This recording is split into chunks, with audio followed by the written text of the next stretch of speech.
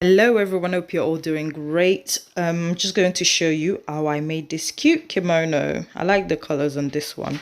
So for the tutorial, you're going to need your fabric, scissors, tape measure, chalk, and of pins, and of course your sewing machine. So for the measurements, you're going to need tape measure. You're going to use your tape measure to measure from the nape of your neck to where you want your sleeve to be. So how long do you want your sleeve? Then the length of your kimono, and then the how wide your armhole is. You just put the tape measure around your armhole, and then that determines, and also your hip measurement, which I forgot to show in this video. Right, so for your fabric, you're going to need ×2 of the length of your kimono. So the length of my kimono, which is just above the knee, is 36 inches. So ×2 is 72. So you can see the width. I'm folding it by the 72-inch side. So that's 72-inch. Fold it in half, and that makes 36 inches. So fold your fabric. My fabric is 60 inches wide. So that's perfect for me to make a long sleeve kimono. So I'm working with 72 by 60-inch fabric. If your fabric is by 45, like most Ankara fabrics are, then it's fine. It just means that your kimono won't be a long sleeve. It might be 3/4 inch or just to your elbow, or short sleeve. So maybe you can add extra fabric if you want it long sleeve. I'm just trimming off excess fabric because I don't know how to cut straight. Right, so I'm measuring out the width of my neck, which is 3 inches for most adult. If you're on a bigger side, maybe 3.5 or 4 inches. And then from there, from the beginning of the folded edge to where I wanted my sleeve to be 23 inches. I didn't want a long sleeve when I started sewing, but I changed my mind in the end. So I used the whole length of the fabric. And from there, you measure down 2 inches. 1 to 2 inches is just perfect. And you're going to connect where you marked the width of your neck. And this is to the 2 inches that you mark downwards where your sleeve will be. And this is just it's called a shoulder slant, where our shoulder is not straight across, so it folds. It helps the fabric fold nicely over the shoulder. And then we're marking our armhole measurement plus 3 inches. My armhole measurement is 10. Half of my armhole measurement is 10 inches plus 3 inches, that's 13 inches. So whatever your armhole is, you divide it by 2, and then you add 3 inches. And now I'm just marking out my hip measurement. I'll be using my hip measurement throughout for the width of my kimono. That's how big I want my kimono. So I'm using my hip measurement, which is 46 inches, divided by 4 is 11 3/4, I think. And then I just fold my tape measure. I don't stress myself. I'll fold it. I've shown it in the previous video how to calculate quarter of your hip or waist measurement. And I'm just going to slightly slant it at the towards the end, and then connect that to my armhole measurement. And that's what that's looking like. So you can see I slightly slanted it towards the end. So I want it a bit more loose. So if let's say you want it fitted, just mark out from top of the fabric 16 inches and then 24 inches, and then to the length. The 16 inches is the measurement from your shoulder to your waist, and then 24 is your shoulder to your hip. And then you just mark your exact waist measurement, as you can see, if you want a more fitted sort of kimono. But I think kimono looks better when it's a bit more loose. And then if you're doing a fitted one, just make sure you add about 1 inch or 2 for seam allowance and ease. And then I'm marking the depth of my neck, which is 3.5. Well, we're not really using that. We're still going to mark, because for the front of our kimono, you want like a V shape, which you'll be seeing towards the end. And I'm just going to make a curve.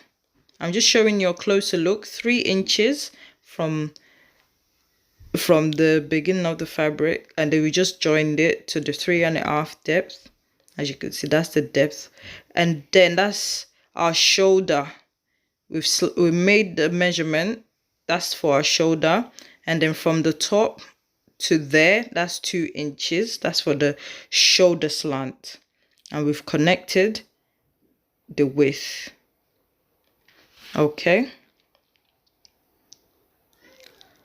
the width of our neck to the shoulder slant over there, and then from there to there is our armhole measurement plus 3 inches, half of our armhole measurement plus 3 inches, as our fabric is folded, so we're using half of it.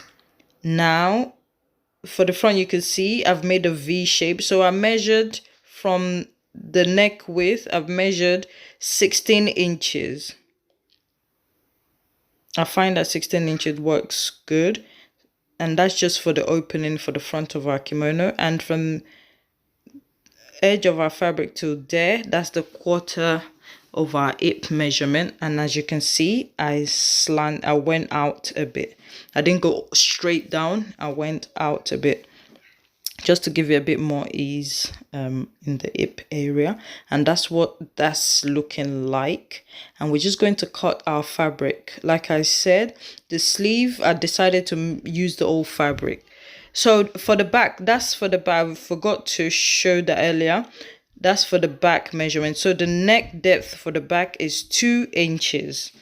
I don't want it too low at the back, so I use 2 inches. So that's what that marking is for. I'm just cutting out my fabric. I used pin to hold my fabric down because it was moving quite a lot. So, and that's what it looks like, half T. So that's where the sleeve area will be. And I'm just removing the fabric at the back. Remember, when you're cutting your fabric, make sure you cut the back neck width first. As you can see, cut the back neck width first. Don't cut the V shape altogether. All you're cutting first is the back neck depth, and then you remove the back fabric, and then you cut your V shape at the front. So be careful when you're cutting your fabric, please. The only thing you're cutting together, when you're cutting both fabric at the same time, is where the sleeve is and where the sides of the kimono, but and the back depth. And then you remove the back and then cut the V shape at the front, and then slit the front open. And that's going to be our front opening for our kimono. Just trim it off just to make it look more seamless. So there you go. And we're just going to join our fabrics together. So I'm just going to show you a little trick. If you don't have a serger, to make your kimono seam nice and neat, is to first sew your fabric wrong sides facing each other. Yes, you heard right, wrong sides facing each other first. It's meant to be right sides facing each other when you're sewing, but we're going to do a wrong side facing each other first, and we're going to sew about 1/4 inch round. And I'm just going to show you that in a minute. I'm just spreading my fabric. That's the back fabric.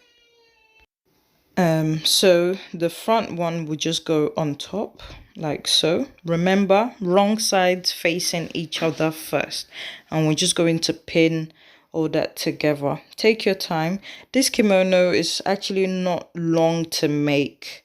It's just that the fabric is a bit flimsy, so yes, it takes a little while You have to be patient. And also because I'm recording, when you have to set the camera and all that. But it should take about 30 minutes. But if you take longer to sew, it's fine. It's fine. Once you get the hang of it, it will be much quicker. And that's just it. And I'm just joining the fabrics together. I'm going to pin them together. Sorry, this part of the video is a bit dark. I made this really early in the morning, around 5 a.m. before work. So I'm just going to sew. You're going to sew across like so, and then the other side, and then at the top as well, the shoulder slants on both sides. There you go. You use about 1/4 inch. Don't use too much seam allowance. So 1/4 inch, and once you do that, we're going to turn it to the wrong side, so it will turn to right side facing each other. We're going to give it a nice press.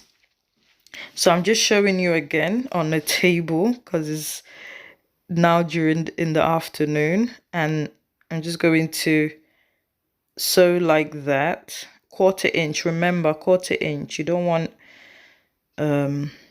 want to use a big seam allowance because we're still going to turn it to the wrong side and still sew it.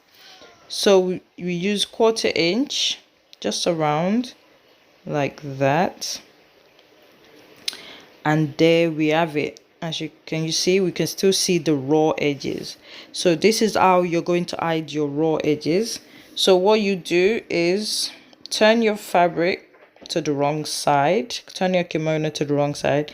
I'm going to iron it, and then sew. Can you see the raw edges on the right side? So by the time you put it to the wrong side, iron it flat. As you can see, I've ironed mine. Just sew across like that, and that's going to hide the raw edges. So even on the inside, you won't see it. Can you see the finished look? That's the right side. Now we're going to finish. We're going to hem the edges of around the edge of the kimono, and we're just going to use a rolled hem method. So you fold it once, about 1/4 inch, and then fold it again, another 1/4 inch. I'm just going to show you that again. Fold once and then fold again. The best way to do this, use your iron, which makes it nice and flat, professional looking. And that's that, guys. Thank you guys so much for watching. Don't forget to like, share, and subscribe. And that's what the inside looks like. Can you see? No raw edges, and you don't need a serger. How easy was that? Please comment below and let me know how you get on.